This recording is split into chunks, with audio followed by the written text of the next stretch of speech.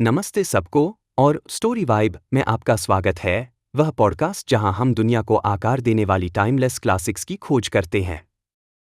मैं आपका host Alex हूं और आज हम एक शक्तिशाली उपन्यास पर चर्चा कर रहे हैं, आयन रैंड द्वारा लिखित द फाउंटेन हेड। 1943 में प्रकाशित, यह किताब सिर्फ एक कहानी नहीं है, यह व्यक्तिवाद, रचनात्मकता और मानव आत्मा पर एक घोषणापत्र है। अगर आपने कभी खुद को भीड़ के खिलाफ धकेलते हुए एक बाहरी व्यक्ति महसूस किया है, तो यह आपके लिए है। हम अगले 20 मिनट में इसे तोड़ेंगे, लेखिका आयन रैंड के जीवन पर एक त्वरित नज़र से शुरू करके, फिर विस्तृत प्लॉट सारांश, मुख्य पात्र, बड़े थीम और दर्शन, इसका स्थायी प्रभाव और आलोचनाएं, और अंत में कुछ समापन विचार। अपना कॉफी लें, आराम से बैठें और चलिए सीधे अंदर कूदते हैं। सबसे पहले लेखिका के बारे में थोड़ा। आयन रैंड का जन्म 1905 में सेंट पीटर्सबर्ग, रूस में अलीसा जिनोवेवना रोसेनबॉम के रूप में हुआ था। उन्होंने बोल्शेविक क्रांति को प्रत्यक्ष रूप से देखा, जिसने सामूहिकवाद और साम्यवाद के प्रति उनकी आजीवन घृणा को बढ़ावा दिया। 21 साल की उम्र में वह संयुक्त राज्य अमेरिका भाग गईं, अपना नाम बदल लिया और हॉलीवुड में लेखन का पीछा किया। द फाउंटेनहेड उनकी सफलता थी, 12 प्रकाशकों द्वारा अस्वीकार किए जाने के बाद मुंह की बात से बेस्ट सेलर बन गई। इसने लाखों प्रतियां बेचीं और उनकी दर्शनशास्त्र, ऑब्जेक्टिविज्म की नींव रखी, जो तर्क, व्यक्तिवाद और लेसेज फेयर पूंजीवाद की वकालत करता है। रैंड की मृत्यु 1982 में हुई, लेकिन उनके विचार दुनिया भर में उद्यमियों, राजनेताओं और विचारकों को प्रभावित करते रहते हैं। अब प्लॉट पर।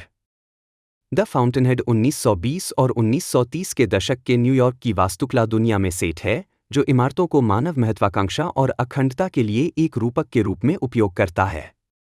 हमारा नायक हॉवर्ड रोर्क है, एक प्रतिभाशाली, लाल बालों वाला वास्तुकार जो पुरानी, पारंपरिक शैलियों में डिजाइन करने से इनकार करने के लिए स्टैंटन इंस्टीट्यूट ऑफ टेक्नोलॉजी से निकाल दिया जाता है। रोर्क अटल है, वह मानता है कि वास्तुकला को कार्य और नवाचार की सेवा करनी चाहिए, न कि ऐतिहासिक नकल की। समझौता करने के बजाय वह न्यूयॉर्क जाता है हेनरी कैमरन के लिए काम करने, जो एक बार महान लेकिन अब असफल आधुनिकतावादी वास्तुकार है, जो उसके दृष्टिकोण को साझा करता है। इसके विपरीत, रोर्क का पूर्व सहपाठी पीटर कीटिंग आसान रास्ता अपनाता है। कीटिंग अपनी क्लास में टॉप ग्रेजुएट होता है, प्रतिष्ठित फर्म फ्रैंकोन एंड हेयर में शामिल होता है, और चापलूसी, हेरफेर और विचार चोरी करके अक्सर रोर्क से ही सामाजिक सीढ़ी चढ़ता है। कीटिंग सेकंड हैंडर का प्रतिनिधित्व करता है, कोई जो अपनी खुद की मान्यताओं के बजाय दूसरों की मंजूरी से जीता है। डोमिनिक फ्रैंकोन को पेश करें, कीटिंग के बॉस गाय फ्रैंकोन की सुंदर, व्यंग्यात्मक बेटी। वह एक कॉलमनिस्ट है जो औसतता से घृणा करती है और शुरू में रोर्क को नष्ट करने की कोशिश करती है, क्योंकि वह मानती है कि सच्ची प्रतिभा अनुरूप दुनिया में जीवित नहीं रह सकती। उनका रिश्ता तीव्र है, एक विवादास्पद मुठभेड़ से शुरू होता है, जहां रोर्क कठिन समय में एक खदान में काम करता है। यह कच्चा, भावुक और जटिल है, जिसमें प्रेम, संघर्ष और पारस्परिक सम्मान मिश्रित है। फिर गेल विनेंड है, निर्दयी समाचार पत्र टाइकून जो सनसनीखेज और जनता को खुश करने पर अपना साम्राज्य बनाता है। वह एक विरोधी के रूप में शुरू होता है, लेकिन रोर्क के साथ एक जटिल बंधन बनाता है। और पृष्ठभूमि में छिपा है एल्सवर्थ टूही, एक हेरफेर करने वाला आलोचक और समाजवादी बुद्धिजीवी जो सामूहिकवाद को बढ़ावा देने और रोर्क जैसी व्यक्तिगत प्रतिभा को कुचलने की साजिश रचता है।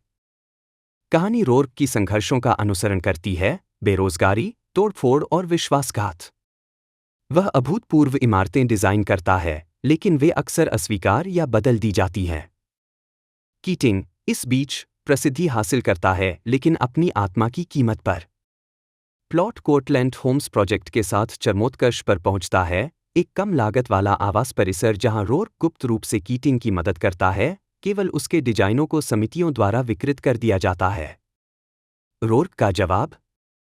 वह विद्रोह के एक नाटकीय कार्य में इमारत को डायनामाइट से उड़ा देता है, जो एक मुकदमे की ओर ले जाता है, जो उपन्यास का दार्शनिक मुकाबला बन जाता है। अंत को ज्यादा खराब किए बिना, हालांकि अगर आप यहाँ हैं, तो शायद आप पहले से जानते हैं, रोर्क का कोर्टरूम भाषण एक हाइलाइट है, जो रचनाकारों के अधिकारों का बचाव करता है परजीवियों और अनुरूपों के खिलाफ। किताब एक विजयी नोट पर समाप्त होती है, रोर्क के दृष्टिकोण की पुष्टि करती है। यह सार है, 700 से अधिक पृष्ठों पर फैली हुई, यह महाकाव्य है, लेकिन रैंड की गद्य आपको अपनी तीव्रता से बांधे रखती है। चलिए पात्रों पर बात करते हैं। हॉवर्ड रोर्क रैंड की नज़रों में आदर्श पुरुष है, स्वतंत्र, तर्कसंगत, सर्वोत्तम तरीके से स्वार्थी, दूसरों का शोषण किए बिना अपनी खुशी का पीछा करता हुआ। वह भावुक या सामाजिक नहीं है, वह शुद्ध रचना से प्रेरित है।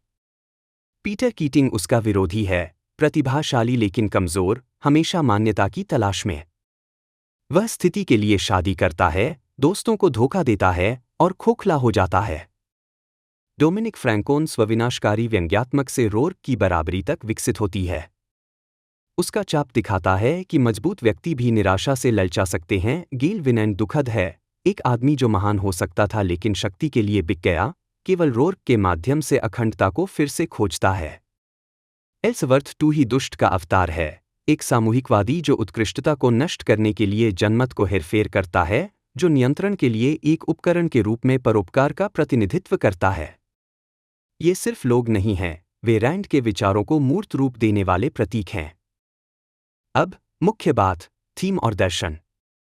इसके मूल में द फाउंटेनहेड व्यक्तिवाद बनाम सामूहिकवाद के बारे में है, न सिर्फ राजनीतिक रूप से बल्कि आत्मा में। रैंड तर्क देती है कि सच्ची प्रगति स्वतंत्र रचनाकारों से आती है, न कि समितियों या परंपराओं से। रोर्क ऑब्जेक्टिविज्म का अवतार है, भावना पर तर्क, परोपकार पर स्वहित, अनुरूपता पर अखंडता। मुख्य थीम शामिल हैं। व्यक्तिवाद, फाउंटेनहेड मनुष्य का अहंकार है, सभी उपलब्धियों का स्रोत। रैंड कहती है कि रोर्क जैसे रचनाकार इतिहास चलाते हैं, जबकि कीटिंग और टूही जैसे सेकंड हैंडर्स उनसे चिपकते हैं। अखंडता बनाम अनुरूपता, रोर्क समझौता करने से इनकार करता है, भले ही इसका मतलब गरीबी हो।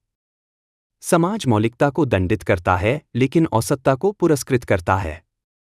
तर्कसंगता बनाम भावना, निर्णय भावनाओं या भीड़ की राय पर नहीं बल्कि तर्क पर आधारित होने चाहिए।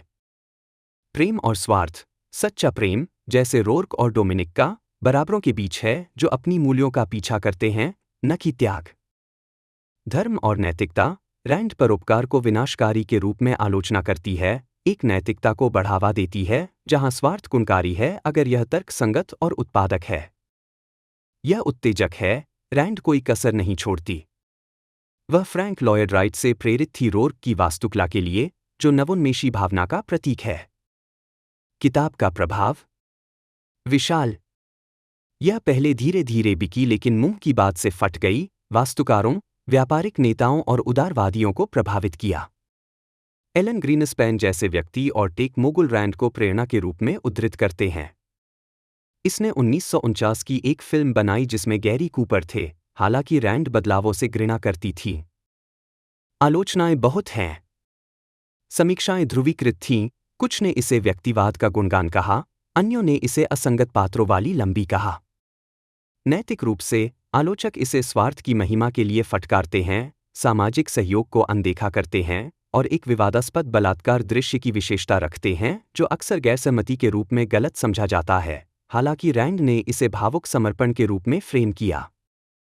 नारीवादियों और वामपंथियों ने इसके सामूहिकवाद विरोधी रुख को भोला या खतरनाक के रूप में आलोचना की है। यह दोषपूर्ण है, दोहरावदार भाषण, काले सफेद पात्र, लेकिन यह उसकी बोल्ड शैली का हिस्सा है। व्यक्तिगत रूप से मुझे यह ऊर्जावान लगती है। समूह विचार की दुनिया में रोर्क का विद्रोह खुद के प्रति सच्चे रहने की याद दिलाता है। यह हमारा द फाउंटेनहेड में गहरा गोता है।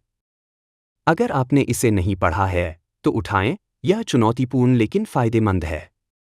अगली बार हम एक और क्लासिक की खोज करेंगे। सुनने के लिए धन्यवाद, सब्सक्राइब करें, हमें रेट करें और अपने जहां भी साझा करें।